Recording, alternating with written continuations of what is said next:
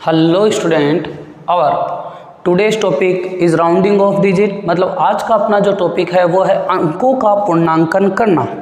तो class 11th का chapter first या चैप्टर 2 अकॉर्डिंग टू एनसीईआरटी का जो सिलेबस है उसके अकॉर्डिंग अपना जो टॉपिक होगा वो है राउंडिंग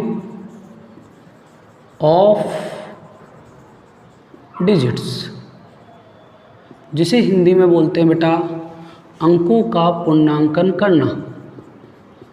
अंकों का पूर्णांकन करना। अब देखो क्या होता है, थोड़ा इसको समझते हैं बेटा कि अगर मैं अंकों के पूर्णांकन की बात करूं तो क्या होता है कि मान लो तुम्हारे पास कोई एक ऐसी वैल्यू है, एक ऐसा नंबर है जिसको एक स्पेसिफिक सिग्निफिकेंट डिजिट में तुम्हें कन्वर्ट करना है। मैं वापस बोल रहा हूँ, तुम्हारे पास एक नंबर है जिसे तुम्हें एक स्पेसिफिक सिग्निफिकेंट डिजिट्स में कन्वर्ट करना है, तो किसकी हेल्प से करेंगे? By the help of principle of nearest value, principle of nearest digit. ये प्रिंसिपल समीपता के सिद्धांत का उपयोग करते हैं। अभी सर ये क्या होता है, तो ये भी अब बात करते हैं। तो मतलब कि एक कोई भी वैल्यू है, मतलब ए number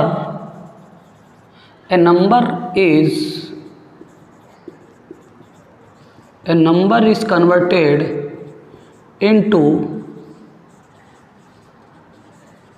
specific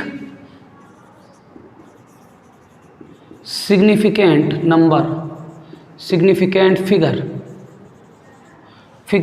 by the help of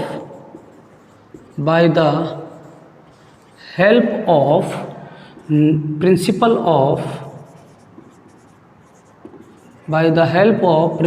of nearest digit।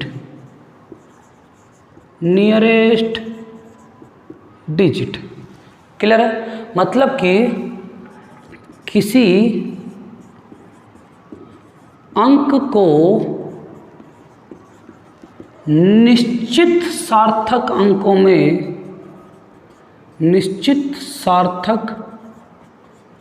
अंकों में समीपता के सिद्धांत के द्वारा, समीपता का सिद्धांत मतलब प्रिंसिपल ऑफ नियरेस्ट वैल्यू सिद्धांत के द्वारा परिवर्तित करने की प्रक्रिया,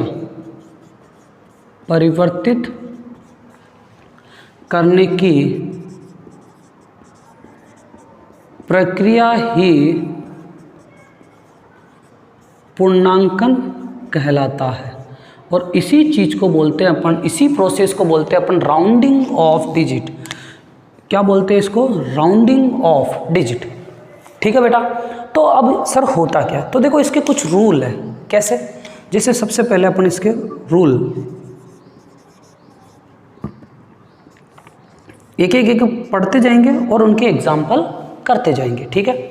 तो पहला रूल क्या बोलता है कि जिस अंक को तुम्हें राउंडिंग ऑफ करना है, मतलब किस प्रिंसिपल से?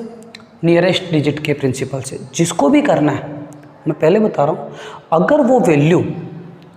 अगर उस वैल्यू के लेफ्ट साइड में, अगर उस वैल्यू के, तुम्हारे तो लेफ्ट और मेरे अकॉर्डिंग राइट, अगर उस वैल्यू के राइट साइड में कोई भी जो वैल्यू गिवन है वो 5 से ज़्यादा है, मतलब 5 से ज़्यादा है, तो जिस वैल्यू को राउंडिंग ऑफ करना है उसमें 1 जोड़ देते हैं।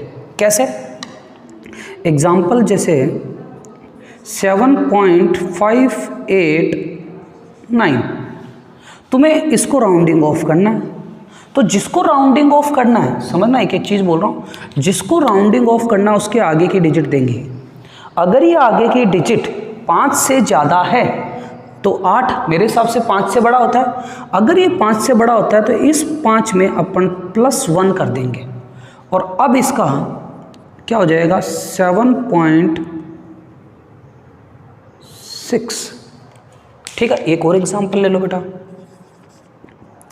अगर 3.276, अब तुम्हें इस 7 को राउंडिंग ऑफ करना है। तो देखो चेक क्या करना है, 7 के बाद वाले डिजिट, और 7 के बाद वाले डिजिट फिर 5 से ज़्यादा है, तो इस 7 में क्या जोड़ देंगे? +1। तो अब क्या हो जाएगा 3.28, ये इसका राउंडिंग ऑफ हो गया। यहाँ तक क्लियर है? इसमें किसी को कोई दिक्कत है? ठीक है। अब देखो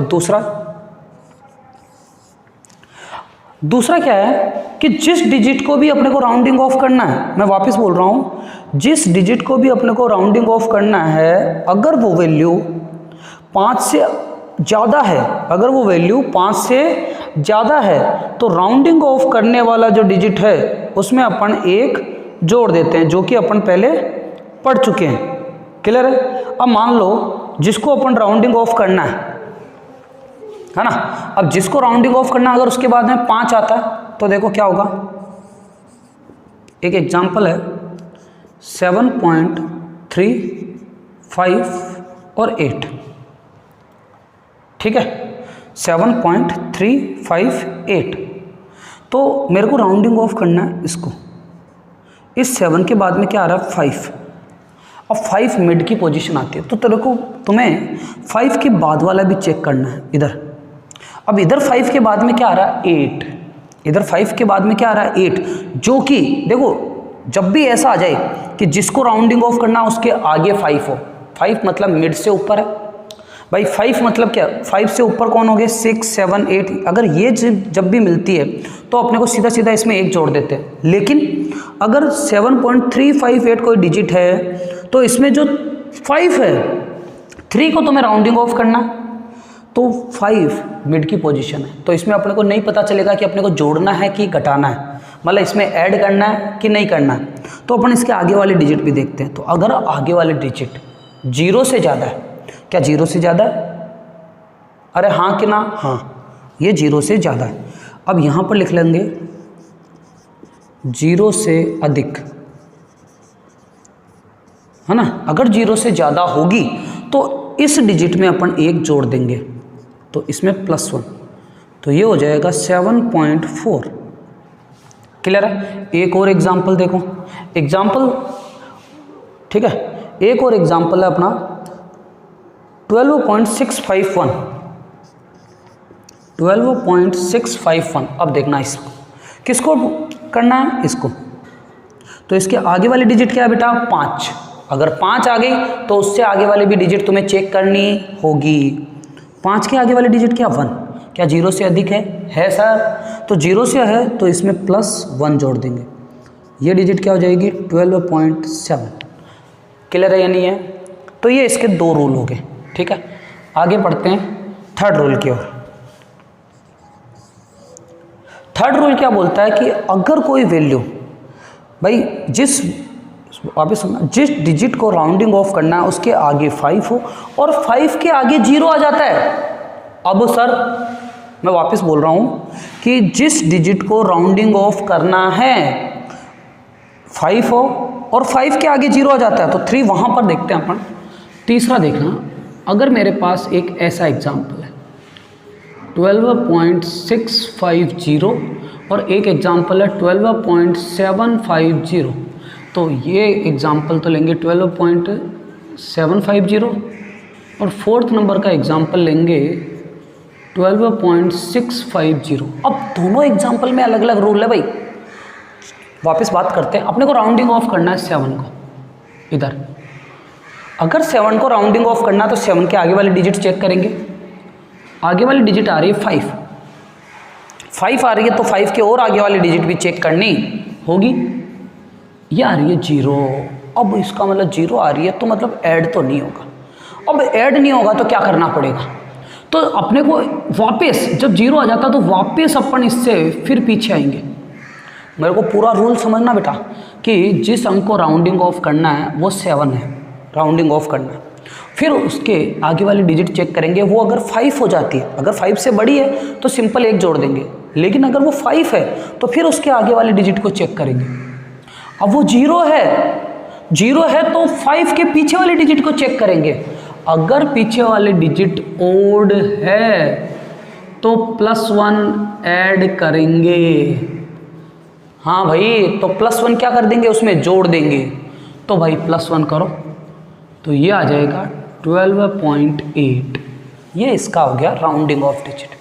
तो सर इसमें कुछ अलग रूल काम करेगा क्या, देखते हैं। समझना, जिस अंक को तुम्हें राउंडिंग ऑफ करना है वो है 6, जिस अंक को तुम्हें, जिस डिजिट को तुम्हें राउंडिंग ऑफ करना है वो है 6, तो 6 के बाद वाला डिजिट चेक करेंगे वो आ जाता है 5।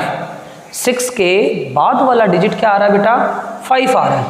अब 5 के आगे वाला डिजिट चेक करेंगे वो आ जाता है क्या, 0। मैं वापस बात कर रहा हूँ कि पहले अपन क्या चेक करेंगे, 6 को राउंडिंग ऑफ करना है तो 6 के बाद वाले डिजिट चेक करी, वो क्या आ गई 5। अब 5 अपन ने चेक करा, और यार 5 चेक करा तो आगे वाली और चलना पड़ेगा, वो क्या आया 0।